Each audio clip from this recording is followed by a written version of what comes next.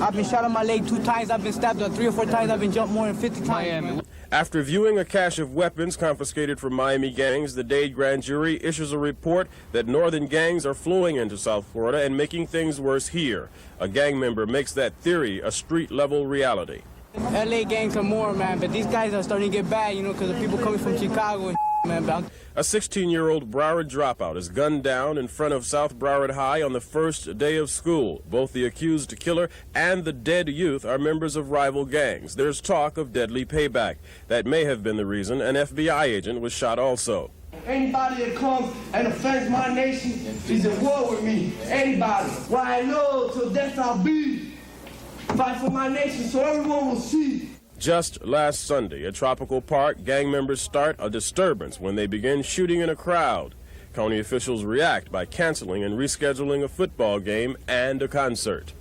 I think that's the first big confrontation we have. And to make it the last, police are keeping a close eye on the area, but there have been hints of more to come. On the air, on the radio, they said today that there are a couple of cars with gang members. They might have some firearms and they might do some shooting. And security is extra tight here at Jackson Memorial Hospital, where 3 of the youngsters injured in the gang fight are now being treated. News 4 has learned that overnight, 2 gang members armed with guns and knives were arrested here outside the emergency room, and sources say because of fears there may be attempts to finish the fight on hospital grounds, that the 3 patients have now been moved to undisclosed locations within the facility. Back here where the fight took place, the neighborhood has an air of tension, especially at the home of Alberto Valdez, who was attacked in the melee. Family members have assembled for protection after saying they've received threatening phone calls from gangs. All these people here are grown men. We're ready for them. No matter what happens, you know, out of the hole you can't get out. Out of jail you can. Well, police say at least a half-dozen gang members will be going to jail for their role in the violence, but it's little comfort to those living here on gang turf. In Miami, John Crane, News 4. I live in here for 12 years. Never have this kind of trouble about 2 or 3 years ago. Eleuterio Roman lives around the corner from an abandoned house where police seized an arsenal of weapons and 4 kilos of cocaine. The house was used as a gang meeting place. They don't mean no harm to nobody, you know. 19-year-old Orlando Jimenez claims not to belong to a gang, but says many of his friends are members, and they and other gang members in other neighborhoods are armed. In South Florida, they're easy to get these days, because probably they'll buy hot from the streets and stuff like that. Youth gang membership has been on the rise in South Florida in the past 3 years, and some say the motive is money and the fast life. Guns, drugs, you know, anyway, like I said, you know, if you can make $1, hey, that's what it's usually about, making that money. But many of the weapons in possession of youth gangs are used for indiscriminate shootings. Next to the house where the weapons and drugs were found, I pulled out a .22 caliber slug from an old dresser that was used for target practice. Many local business owners know who the gang members are, but they're reluctant to talk about them. They tell me that their livelihood depends on the people who buy stuff from them who live in this neighborhood.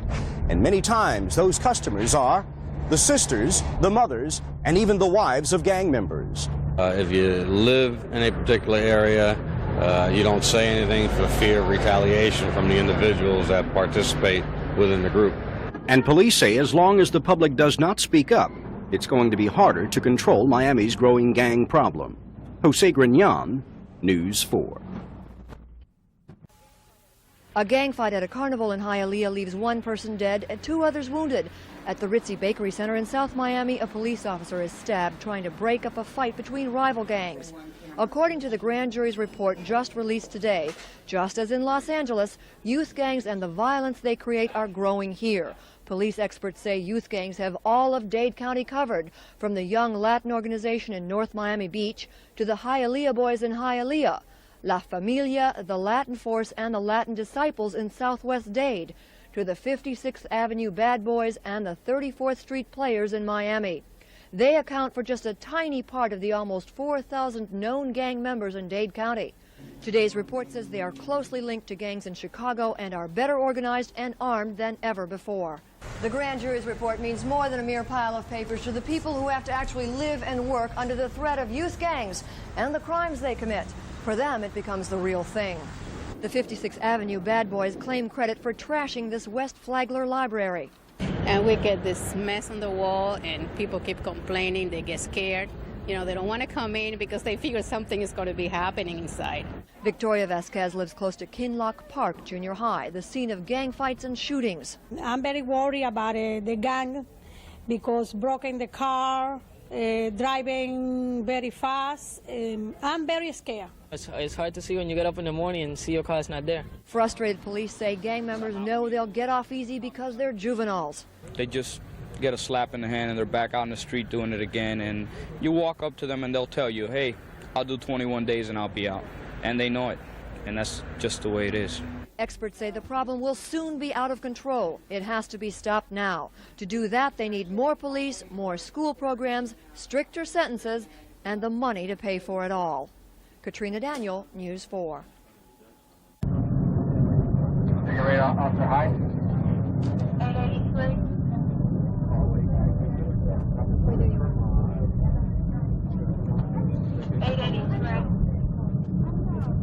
A little further, please. Thank you. Officer Eric Butler was shot in the temple after he and his partner walked in on the armed robbery at the Pink Pussycat Boutique. A Metro-Dade police explorer gave chase along with the two officers after he says the suspect fired a warning shot. When I got down over there, he said, if you move, I'm going to kill you. We heard shots, we ran downstairs, and we saw the young man lying cradled in his partner's arms. While the married father of two was rushed to Jackson Memorial Hospital, his co-workers captured one suspect, and a massive dragnet searched suspicious cars and boats at a nearby marina for his partner, and the police chief fumed. Pulling guns on my police officers is going to work. Then the criminal element is in for one hell of a surprise, because we will not be intimidated. Ed Odell, News 4. The Thompson submachine gun was the criminal's choice during the 1930s, but today police are coming up against weapons that can fire 30 rounds in a matter of seconds. They empty the magazines a lot quicker. There are 9mm out there. They're light. They're much lighter in weight. They're easier to conceal because they're much smaller. It's just much more dangerous. Not just dangerous from its capacity for rapid fire, but dangerous from the lack of control the gun's operator has. Here's what firing a MAC-10 looks like in slow motion. It's been proven that it's very hard to control a fully automatic machine gun from rising up and spraying buildings and innocent bystanders. Agent Hook is holding a new 9mm submachine gun drug agents are now being issued to combat the machine guns in the hands of drug traffickers. And even Miami police are issuing its officers a new 9mm semi-automatic handgun. It has capacity of 17 rounds as compared to the 6 shots that we were carrying on the streets before. Confiscated weapons like these, which were initially designed for military combat, give you a good idea of what police are up against. Some who work in law enforcement say their new guns don't even the odds with the crooks, but they give police more of a chance to survive on the streets. Jose Grignon, News 4. A lot has been made of crack being far more dangerous than powdered cocaine. But crack is essentially cocaine, so why the difference? When someone snorts cocaine, the drug is absorbed through the nasal cavity, and there's only so much surface area there to absorb it. Also, cocaine causes blood vessels to constrict, further limiting how much of the drug gets into the system. But when the cocaine is smoked, using crack or other free-based mixtures, the drug goes straight to the lungs, which provide the surface area roughly equal to a tennis court.